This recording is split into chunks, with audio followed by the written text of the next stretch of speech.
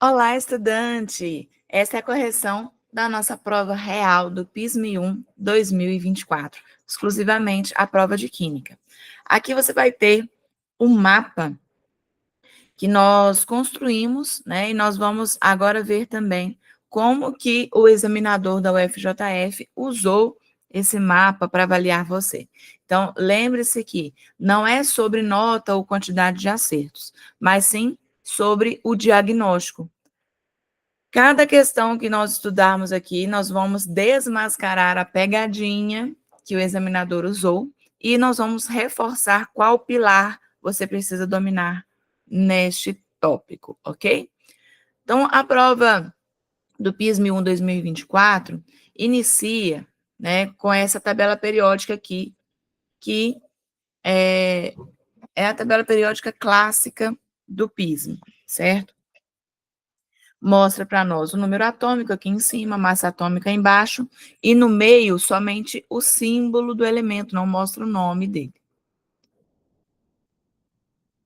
Um comentário aqui nas provas de 2025 para frente já mudou o estilo da tabela periódica que é fornecida, né? Então vamos começar aqui pela questão 16. A questão 16, que nos diz o seguinte: os sais inorgânicos são uma classe de substâncias comumente encontradas em nosso cotidiano, como, por exemplo, o cloreto de sódio, que é o sal de cozinha, e o sulfato de cálcio, que é o giz, e o bicarbonato de amônio, que é o sal amoníaco. A partir das afirmações sobre a estrutura desses compostos, assinale a alternativa incorreta. Então, ele está procurando a que está errada, tudo bem? Então, a gente já percebe que o PISM ama funções inorgânicas e testa você justamente com a fórmula. Então, vamos observar onde está o erro. O amônio é um cátion de fórmula NH4+, formado por 4 átomos de hidrogênio, você está vendo aqui 4 átomos de hidrogênio, verdade, e um átomo de nitrogênio, ok? E possuindo carga elétrica positiva igual a mais um. Tudo certo, né? Esse positivo aqui em cima indica carga elétrica mais um. Então, essa aqui é a correta, estamos buscando a incorreta, estamos buscando a que está errada.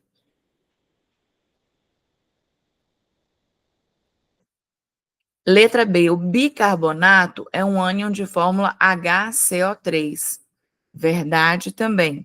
Então, isso aqui é o ânion bicarbonato, está correto. Formado por 3 elementos químicos diferentes, ok? Hidrogênio, carbono e oxigênio, e possuindo carga elétrica igual a -1. Verdade também. Então, essa também está correta. Letra C, o cálcio é um metal que forma um cátion de fórmula Ca2+. Correto, o cálcio está lá, ó, na família 2A da tabela periódica. Esse aqui é o cálcio, Ca. Então, nós temos aqui o número atômico dele na parte de cima e embaixo, a massa atômica, esse é o cálcio. Por estar na família 2A, ele tem mesmo a carga 2+. Então, voltando lá. Formado por apenas um átomo de cálcio, possuindo carga elétrica mais 2, verdadeiro também. O cloreto é um ânion de fórmula Cl-, certo? Formado por apenas um átomo de cloro, ok. E possuindo carga elétrica igual a -1, verdade também. O cloro está aqui na família 7A ou 17, né? E ele é esse elemento aqui, Cl. Agora, então, só nos resta ver a letra E para confirmar que ela é errada. O sulfato é um ânion de fórmula SO4 2-. Até aqui está correto. Constituído de 4 átomos de sódio. Epa! Ele tem 4 átomos de quê? De oxigênio. E possuindo carga elétrica igual a -2. Isso aqui está certo. Carga elétrica menos 2 está certo. Agora, 4 átomos de sódio, errado. 4 átomos de oxigênio. Então, isso aqui é um erro grosseiro, né, gente? O sulfato, ele é feito de quê? S, que é o enxofre,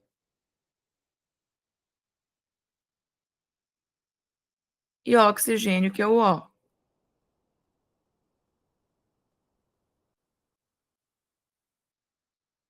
E ele é acompanhado, né? Por exemplo, igual eu estava falando aqui, sulfato de cálcio. Ele é acompanhado de cátion, como cálcio, Ca2+, por exemplo, certo? Então, aqui, o examinador tentou te confundir, né?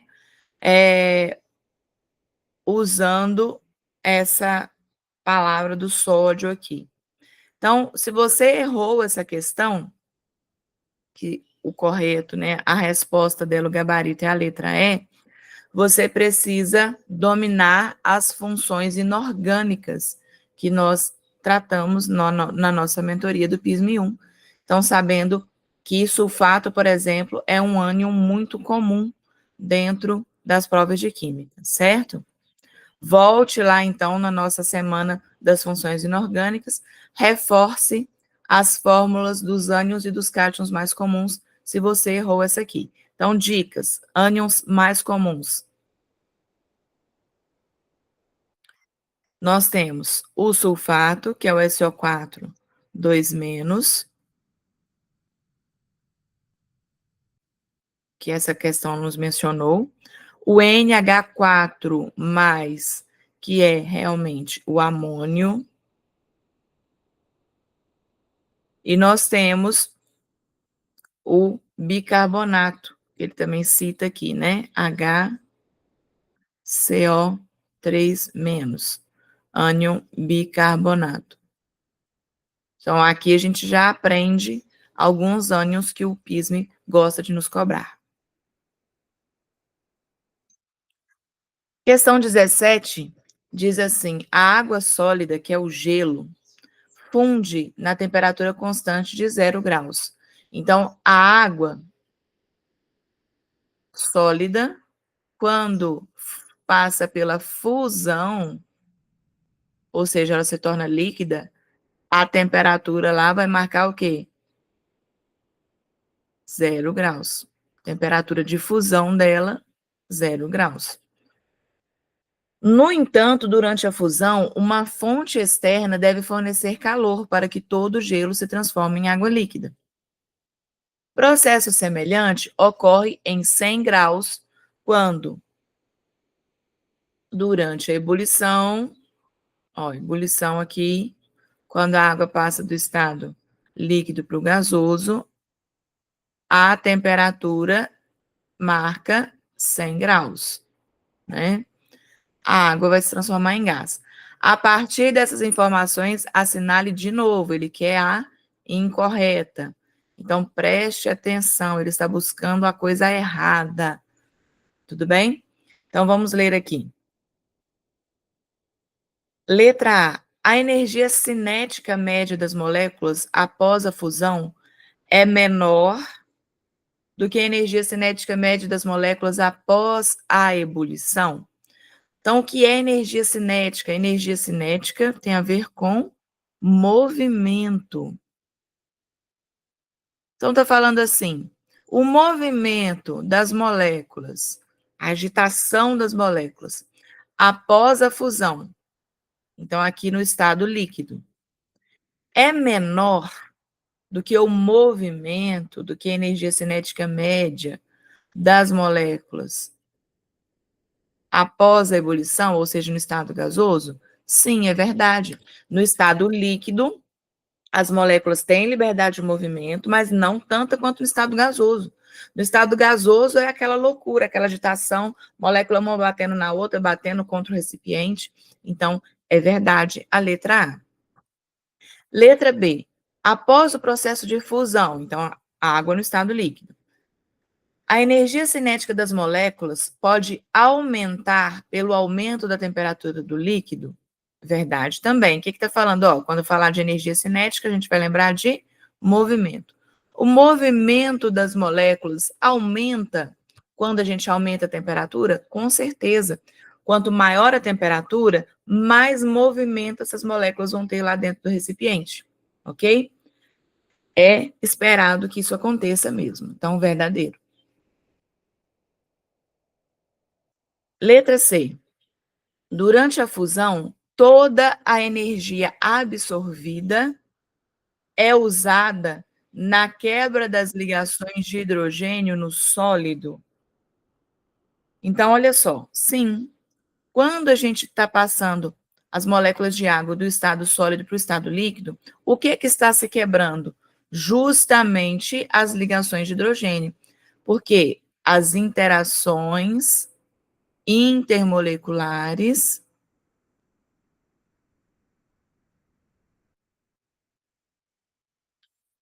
são as que se rompem, as que se quebram mais quando nós passamos uma substância do estado sólido para o líquido. Então, durante a fusão, toda a energia que foi absorvida para a substância passar do estado sólido para o líquido foi usada para quebrar as interações intermoleculares, as ligações de hidrogênio no sólido. Verdade? Letra D. No estado líquido, as moléculas de água não estão ligadas entre si. Opa, achamos já errada. Não estão ligadas entre si por ligações de hidrogênio? Estão sim. Pois todas as ligações intermoleculares foram rompidas? Nada a ver, né? Qual que é o problema dessa aqui, que é a nossa incorreta? Vamos já deixar ela aqui bem marcadinha. Qual que é a armadilha dessa alternativa? Ela fala que no estado líquido, as moléculas de água não estão ligadas por ligação de hidrogênio. Totalmente errado, né? Isso é falso. É só no estado gasoso que a gente tem esse rompimento quase que completo de todas as ligações. Mas no estado líquido, muitas ligações de hidrogênio ainda estão ali, que é o que faz com que o líquido, né, tenha liberdade maior de movimento, mas ainda assuma, por exemplo, a forma do recipiente. Então, é por isso que a água tem um ponto de ebulição tão alto, porque ainda tem muitas interações intermoleculares unindo as moléculas de água ali, muitas ligações de hidrogênio. Aqui, a gente tem que entender, né, que fusão e ebulição vão ir rompendo as interações intermoleculares. Então, por exemplo, as ligações de hidrogênio, elas começam a ser rompidas na passagem do estado sólido para o estado líquido, e do estado líquido para o gasoso vão sendo rompidas ainda mais, ok? Uma coisa que o PISME gosta de confundir vocês é misturar o conceito de interações intermoleculares com interações ou ligações intramoleculares, as ligações químicas, né? A covalente, por exemplo, que une o hidrogênio, olha só. O hidrogênio, ele é unido no oxigênio, essa ligação aqui, essa ligação que une hidrogênio com oxigênio, é a ligação covalente. Essa ligação não se rompe pela mudança de estado físico. Agora vamos colocar outras moléculas de água aqui em volta, para você entender. Vou colocar de outra cor. Quando eu tenho aqui a interação do oxigênio de uma molécula com hidrogênio de outra molécula, essa que eu vou colocar de azul, é a ligação de hidrogênio. É uma interação intermolecular. Quando eu mudo de estado físico, essa ligação de hidrogênio que se rompe, a que une uma molécula na outra, e não a que une um átomo ao outro. Então, letra E. No gelo, todas as moléculas de água estão ligadas umas às outras por ligação de hidrogênio, verdade, não havendo molécula livre, verdade. No estado sólido, né, nós temos lá, vamos relembrar, esse modelo. No estado sólido, nós temos moléculas muito próximas umas das outras, organizadas, muito juntinhas, pouca movimentação entre elas, tá? Você imagina isso aqui é um bloco de gelo. Estado sólido, então, moléculas unidas por ligação de hidrogênio, não há molécula livre, todas juntinhas umas às outras. Estado líquido, moléculas com mais liberdade de movimento.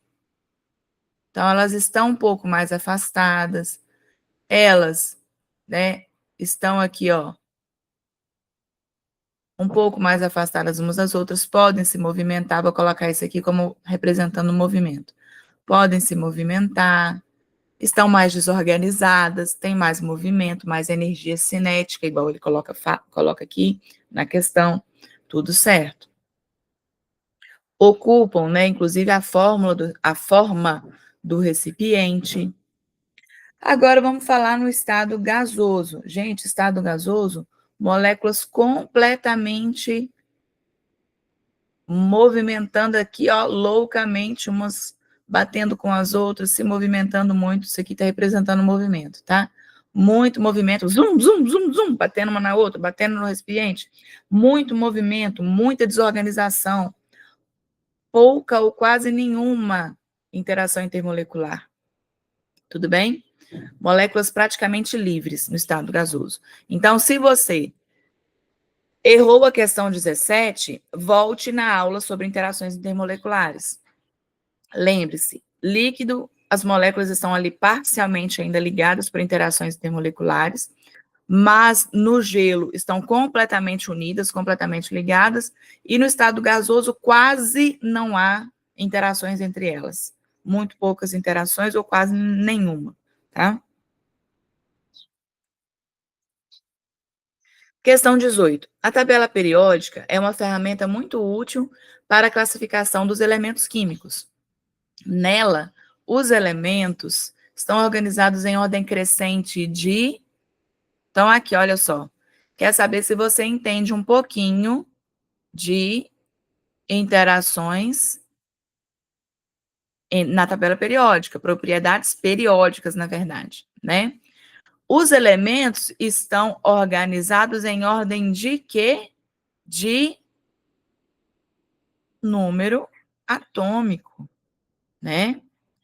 Em colunas verticais, chamadas de grupos ou famílias. E em fileiras horizontais, conhecidas como períodos.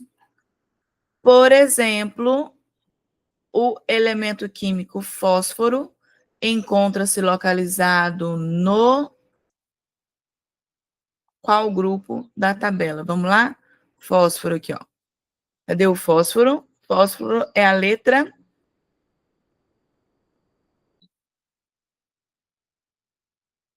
P. Aqui está o fósforo. Então, o fósforo, olha aqui, grupo 15 ou família 5A. Qual o período? Olha, 1, 2, 3, terceiro período. Então, vamos voltar lá.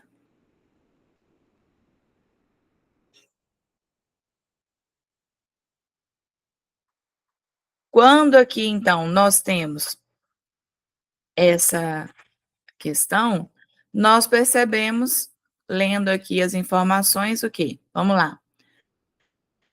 Massa atômica, estão em ordem crescente de massa atômica? Não. A gente já pode tirar, ó, massa atômica, número de elétrons também não, número de massa também não. Eu vou deixar ainda para a gente eliminar a letra B e a letra E numa próxima leitura. Por quê? Número atômico e número de prótons, Z, que é o número atômico, e número de prótons, que é P, é a mesma coisa. Então, vamos deixar ainda para analisar na próxima leitura. Então, vamos deixar, pode ser número atômico, pode ser número de prótons. Em colunas verticais, chamadas de... Aí não tem para ninguém. Aí já é a letra E mesmo, ó. Colunas verticais chamadas de grupos, né? Coluna vertical não se chama período, como a letra B. Então, aqui já errou. Então, a gente fica com a letra E. Então, vamos lá. Em ordem crescente de número de prótons, aqui essa questão, ela queria saber se você entendia que número atômico é a mesma coisa que número de prótons. Em colunas verticais chamadas de grupos e em fileiras horizontais conhecidas como períodos. Por exemplo, o elemento químico fósforo encontra-se localizado no terceiro período da tabela. Então, é a letra E. Qual a armadilha aqui nessa questão? É confundir, por exemplo, que os elementos estão organizados em ordem de massa atômica, né? A gente tem que lembrar, o RG do elemento, o número que identifica o elemento, não é o número de massa, porque nós temos muitos elementos, às vezes, com a mesma massa, são chamados de isóbaros, né? É o número atômico do elemento, que é a mesma coisa que o número de prótons. Então, o número atômico, que é o número de prótons, que é exatamente aquilo que identifica um átomo.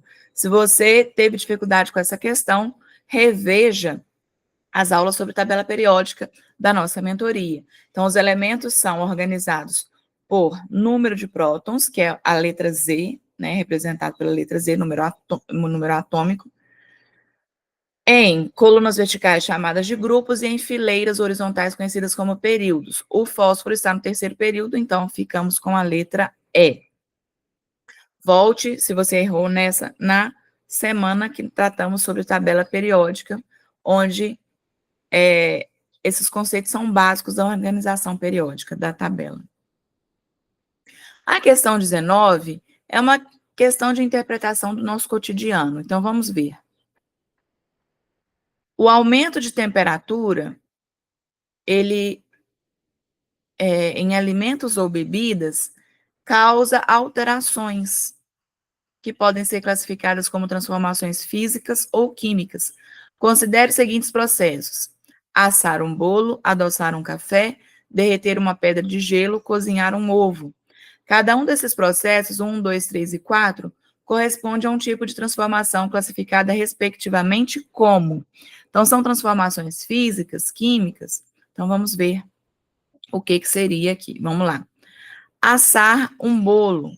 Quando você assa um bolo, você está fazendo uma nova substância, você está pegando os ingredientes daquele bolo, os reagentes dessa reação, né? Você está aquecendo esses ingredientes, que vai provocar uma reação química. No primeiro ano, vocês ainda não estudam isso, mas é chamado de reação de Maillard. Reação de Maillard é a reação de cozimento, de douramento dos alimentos. Vai liberar CO2, olha a evidência aqui, ó. É por isso que o bolo cresce, né? Libera CO2, forma novas substâncias, então é uma transformação química. Por ser uma transformação química, a gente já elimina a letra A e a letra B. Adoçar um café. Adoçar um café é só uma dissolução, é só a formação de uma mistura sem reação química. Tinha um café que estava sem açúcar, um café com açúcar. Fiz uma solução, fiz uma dissolução, fiz apenas uma mistura sem reação química. Então, essa transformação é física. Por essa, a gente elimina já a letra E, porque a segunda aqui da letra E já está errada. Então, ficamos com química e física. Número 3, derreter uma pedra de gelo. Gente, mudança de estado físico é apenas uma transformação, como o próprio nome diz, física.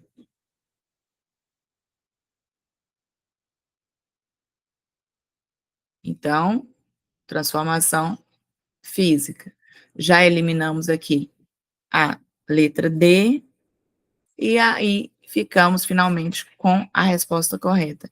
Cozinhar um ovo é uma transformação química porque a gente faz aqui uma reação chamada de desnaturação proteica.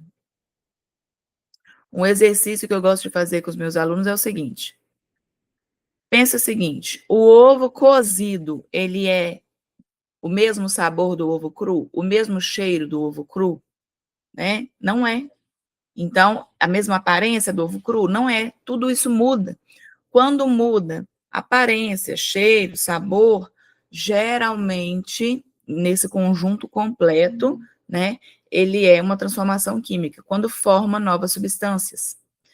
A mesma coisa lá do bolo. O bolo cru, o bolo cozido, tem formação de novas substâncias, muda o cheiro, muda a aparência, muda o sabor. Agora, adoçar um café, mudou o sabor? Apenas. É só uma mistura.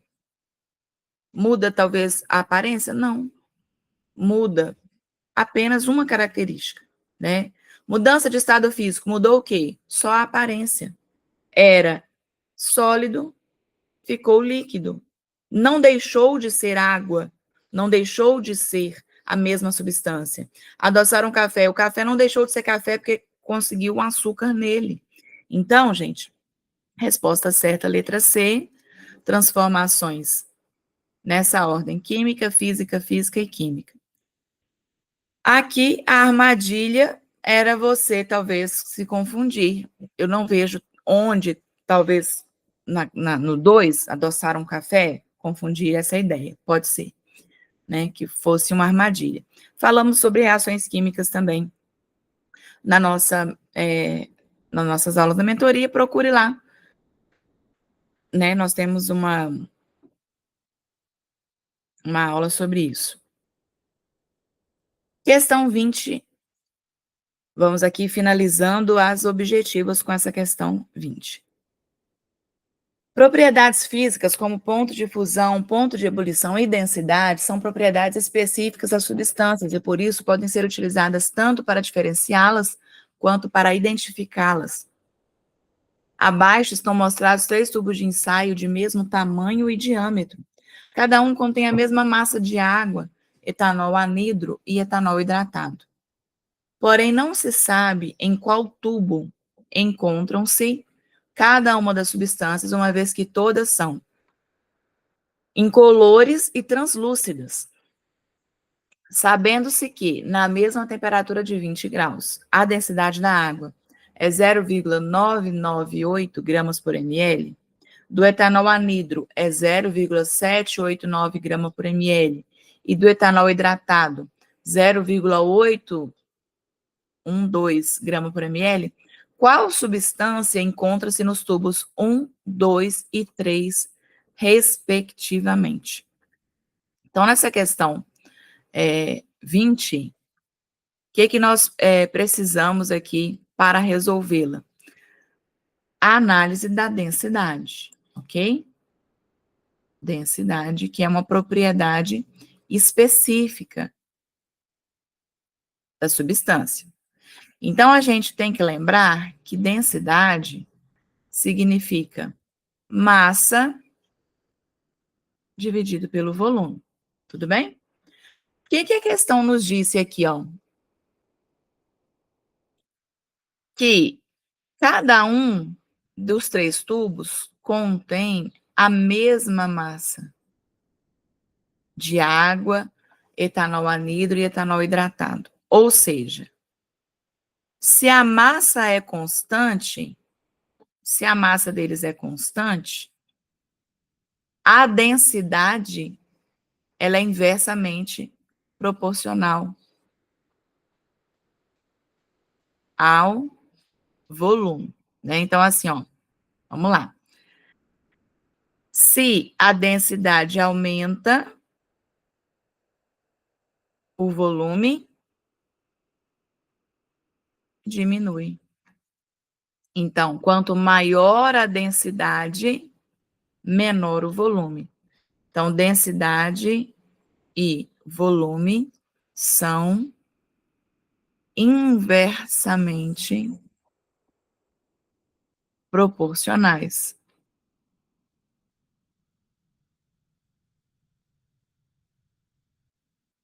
Ou seja, quanto maior a densidade da substância, menor o volume que vai ocupar, certo?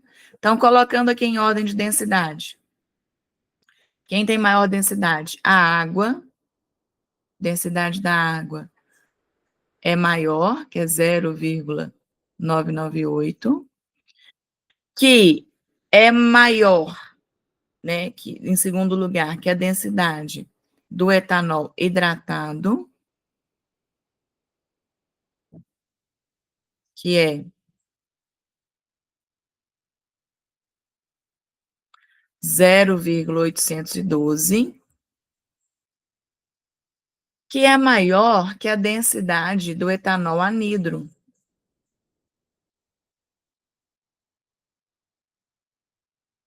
que é 0,789. Ou seja, então, quem tem maior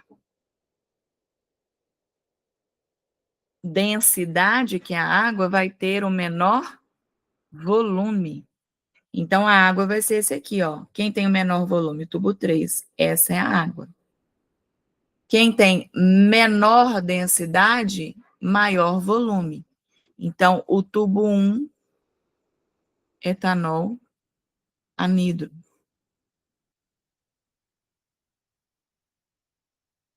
É isso mesmo, né?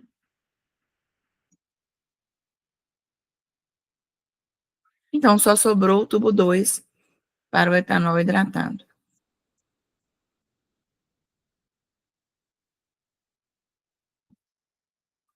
Ficamos, então, com a letra D. Tubo 1, etanol anidro. Tubo 2, etanol hidratado. E tubo 3, a água. Então, essa é uma questão muito interpretativa, né? Dentre as que nós resolvemos até aqui, eu acho que talvez seja, comparado, né, entre si, talvez a mais difícil até o momento, porque você precisava de uma boa interpretação do que significa esses valores, do que significa densidade, volume, a relação entre eles, certo? E a interpretação da imagem, interpretação do texto. Então, essa é a letra D. Falamos sobre propriedades específicas também na nossa mentoria. Se você tiver dúvida, volte nessa aula sobre densidade e propriedades específicas. Agora vamos finalizando já a nossa prova, né? Passando para as questões dissertativas. Essa questão número 1 da prova dissertativa diz assim: a reação de neutralização, quando realizada em quantidades estequiométricas, ou seja, quantidades proporcionais, resulta apenas em sal e água. Então, ele está falando para você o que significa uma reação de neutralização. Reação de neutralização é aquela onde um ácido se junta com uma base e os produtos são sal e água. Então, sabendo-se que o ácido sulfúrico, H2SO4, e o hidróxido de cálcio, CaOH2, reagem estequiometricamente em meio aquoso, ou seja, na proporção ideal, responda os itens abaixo. Qual a fórmula química e o nome do sal formado? Então, vamos lá. A reação é entre H2SO4, o ácido sulfúrico, e CaOH2, o hidróxido de cálcio, em proporções estequiométricas. Muito bem. Então, já vou fazer aqui, ó. Quando o ácido ele vai na água, o que acontece? Pela teoria de Arrhenius, ele libera seus H+ no meio. Vou colocar aqui, ó. H+, tem 2, né, na fórmula, H+. E ele vai liberar o SO4. SO4, o grupo, que é o sulfato, que tem carga 2-. Quando o Ca vai para a água, ele vai virar Ca2+, e vai liberar 2OH-. 2OH-. Vamos verificar se essa reação está proporcional? Eu tenho 2H+, 2OH-, ok. Um Ca2+, um SO4, 2-. Então, eu vou juntar aqui, ó, um H+ com um OH-, vai virar a minha água. H+ com OH- da água. Outro H+ com outro OH-, outra água. Então, eu vou ter 2 moléculas de água. Mas, qual a fórmula do sal formado? O Ca2+ com SO4, 2-. CaSO4. Formou a união desse sal aqui, né? CaSO4. Muito bem. Então, essa reação está balanceada? Vamos conferir? Está balanceada, né? Ó, um cálcio aqui, vou apontar aqui para ficar mais fácil. Um cálcio aqui nos reagentes, um cálcio aqui nos produtos. Um sulfato, vou olhar como, balancear como grupo, porque fica mais fácil a gente balancear. Um sulfato aqui nos produtos, um sulfato aqui nos reagentes. Agora, balanceando a quantidade de hidrogênio e oxigênio, nós temos 2 hidrogênios aqui nessa primeira fórmula do H2SO4 e 2 hidrogênios aqui nessa segunda fórmula. Então, nós temos 4 hidrogênios. Aqui nós temos, então, 4 hidrogênios, né? O sulfato eu já tinha balanceado, então não vou olhar o oxigênio desse sulfato. E aqui eu tenho 2 oxigênios na fórmula do CaOH2. Aqui nós temos, então, 2 oxigênios na molécula de água. Portanto, a reação que acontece é ácido sulfúrico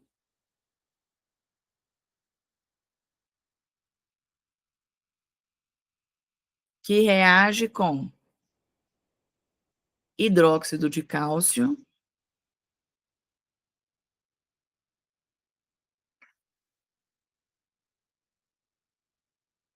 e forma.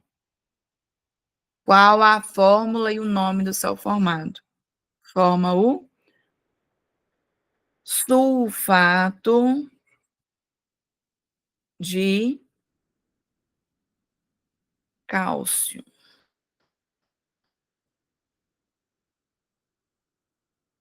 E também forma a água.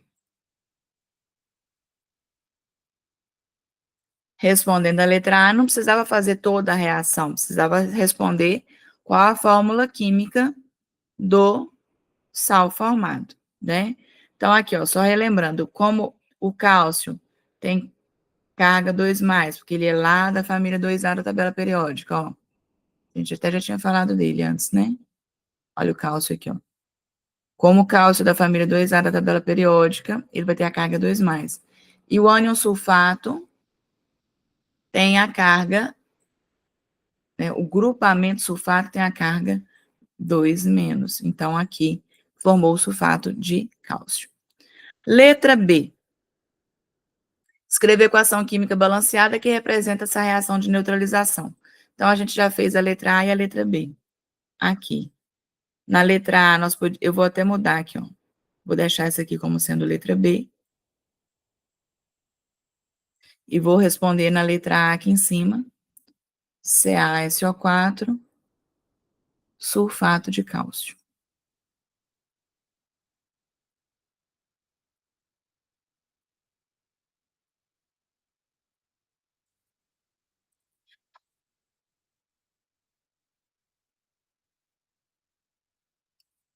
Na letra C. Em junho de 2023, um acidente com um caminhão em Juiz de Fora levou ao vazamento de ácido sulfúrico em via pública, que foi neutralizado pelos bombeiros com o uso de cal, nome popular para o hidróxido de cálcio. Quais as implicações que um vazamento como esse pode trazer às pessoas e ao ambiente? Então, o que que é, gente? Um vazamento de um ácido em via pública, né? Qual que é a consequência para as pessoas e para o meio ambiente? Eu vou responder aqui na próxima tela, porque não cabe lá. Então, vamos lá. Implicações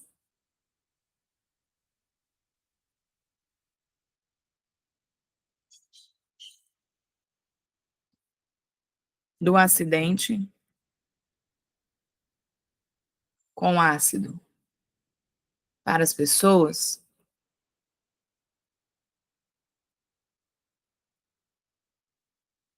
inclui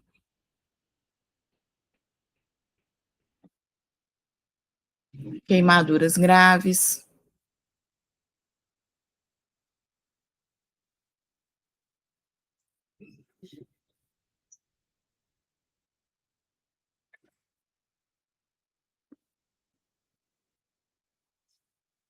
por exemplo, né? Pode falar queimaduras graves na pele, nos olhos, se atingir os olhos, etc.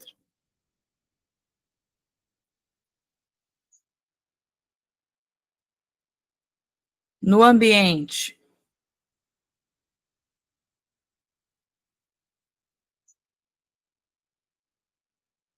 causa corrosão de estruturas, de concreto, por exemplo,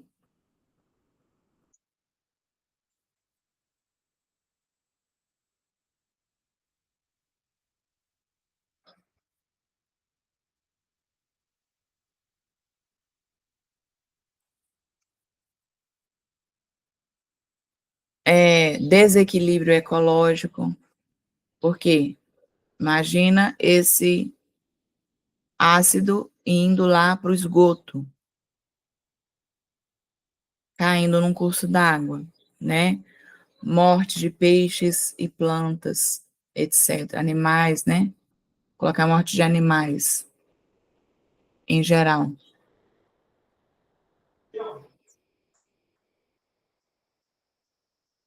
Então, nós teremos, né, várias consequências aqui, tanto sociais quanto ambientais. Como nós temos, né, o derramamento em via pública, tem que citar alguma coisa, né, do perigo. Então, as implicações do acidente com ácido para as pessoas incluem, vou colocar incluem no plural, né? Queimaduras graves na pele e nos olhos. No ambiente, causa corrosão de estruturas de concreto, o que é perigoso, desequilíbrio ecológico, morte de animais e de plantas. Ok. Você ficou com dúvida nessa questão? Essa letra C é um pouco mais daquele tema que nós tratamos de química ambiental, né? E a letra A e B é onde nós tratamos de funções inorgânicas, a gente falou bastante, né, de reação de neutralização. Você pode dar uma olhadinha lá. Finalizando a nossa prova do PISM 1 de 2024, a questão 2 diz assim: o nitrogênio gasoso e o oxigênio gasoso, O2, podem reagir em condições específicas para formar diferentes óxidos de nitrogênio, conforme representado no esquema abaixo. Então, olha só o que a prova nos trouxe. Ela mostrou para nós que átomos de oxigênio são bolinha preta. Então, isso aqui, ó, é O ligado com O ligado com O ligado com O ligado com O. Por que eu estou colocando ligação dupla? Vamos lembrar? Oxigênio tem 6 elétrons na sua camada de valência.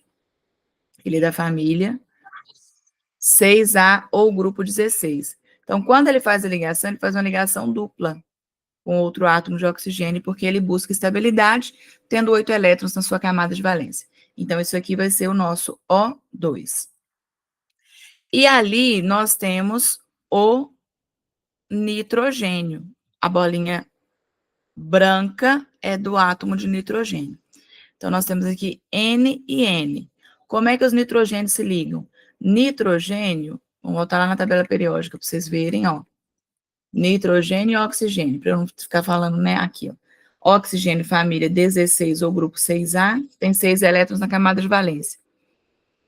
E nitrogênio, grupo 15 ou família 5A, tem 5 elétrons na camada de valência. Então, vamos voltar lá. Nitrogênio, então, ele tem 5 elétrons na camada de valência. 5 elétrons na camada de valência, que vai compartilhar entre si aqui 3 pares de elétrons. Ou seja, vai formar o N2, ligação tripla aqui, né? N tripla N. E ali em cima, oxigênio O dupla O.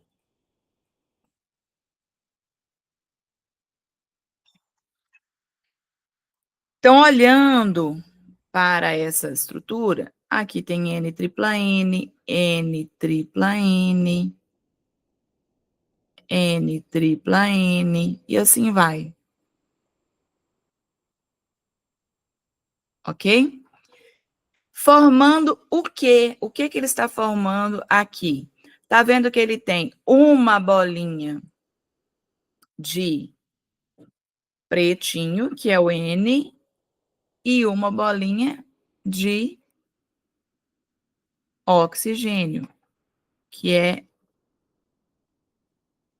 Na verdade, aqui eu confundi, né? O O é o pretinho, embaixo é o N.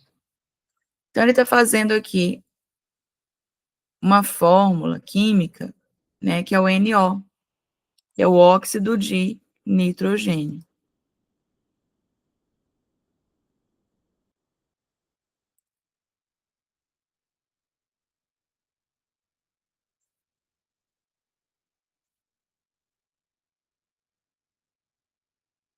Então, ele está fazendo NO.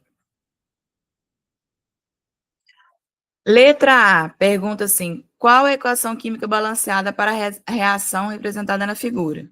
Então, gente, eu não vou representar a ligação química, vou representar apenas a equação, né? A proporção não era N2, tá vendo? A bolinha de N2 mais O2?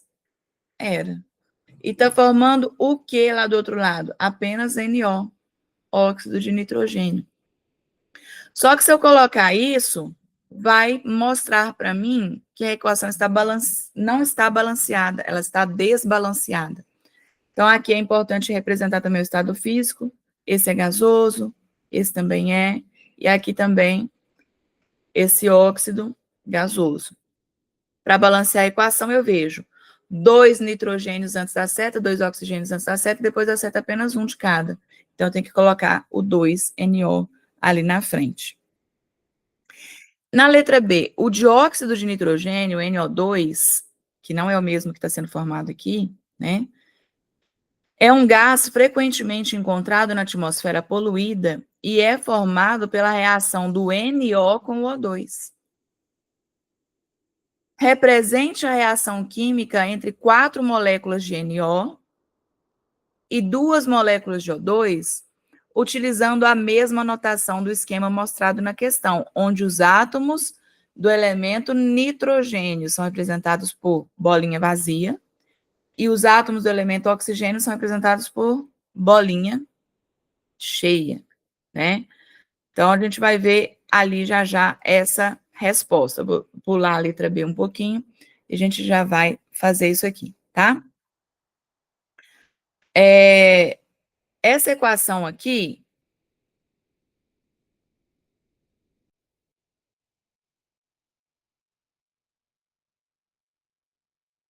que ele pede,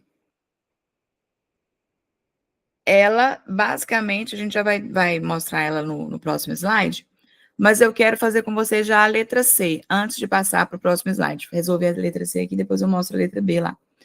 As representações acima estão de acordo com a teoria atômica de Dalton para transformações químicas? Justifique sua resposta. Sim, estão. Por que que estão? Porque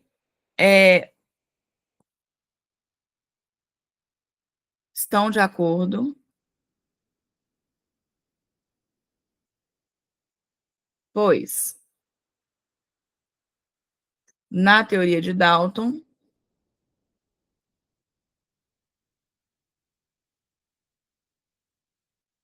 os átomos não são criados nem destruídos,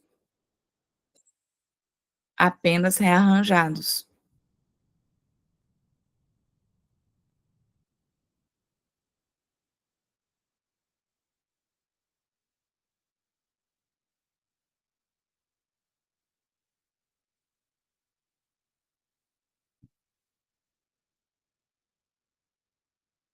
Ou seja, a quantidade de átomos nos reagentes é a mesma quantidade de átomos nos produtos. É isso que estou falando aqui, né? Então, ali a letra B, ele quer que represente a reação, né, entre duas moléculas de, ó, voltando aqui, ó. Ele quer que represente a reação entre duas moléculas de O2, então as duas pretinhas, né? Duas pretinhas assim, preenchidas, duas moléculas de O2 e 4 moléculas de NO. Então, 4 moléculas de bolinha branca, bolinha pretinha. Então, é 4 dessa, mais 2 dessa, formando o quê?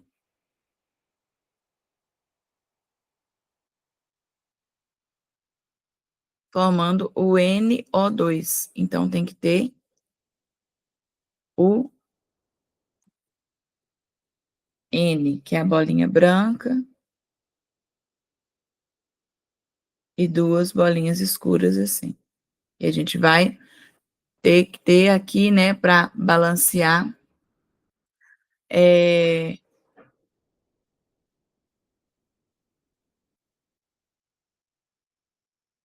umas 4 moléculas dessa, né? Vamos dar uma olhada aqui, ó. Aqui nós temos, então, ó, NO, isso aqui é o NO, representando o NO, né? Essas duas pretinhas representam o O2.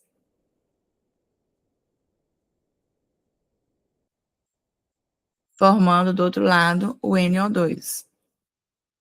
O NO2 que está representado por isso aqui. Então, como é que está representado? Ó, 4NO mais 2O2, formando 4NO2. Então, aqui mostra que a equação está completamente balanceada, né? Quantidade de átomos nos reagentes é igual à quantidade de átomos nos produtos. Simplificando, é isso. Então, a gente viu aqui, a química do PISM, ela é lógica, ela não é decoreba. Confie no seu esforço, você já tem o mapa, já tem as ferramentas, você já está pronto e pronta para o PISM, estudante. Então, confie no seu potencial, tá bom? Finalizando aqui, agora a gente acabou de revisar a prova do PISM por inteiro. Acabamos de revisar a prova do PISM por inteiro. Então, o seu trabalho vai ser reassistir trechos de aulas que você viu que cometeu erro nesse simulado, tá? Você já tem, então, toda a ferramenta nas suas mãos. Confie no método, confie em você mesmo, você vai conseguir. Qualquer dúvida, é só mandar mensagem. É um prazer ser a sua professora de Química. Um molde beijos.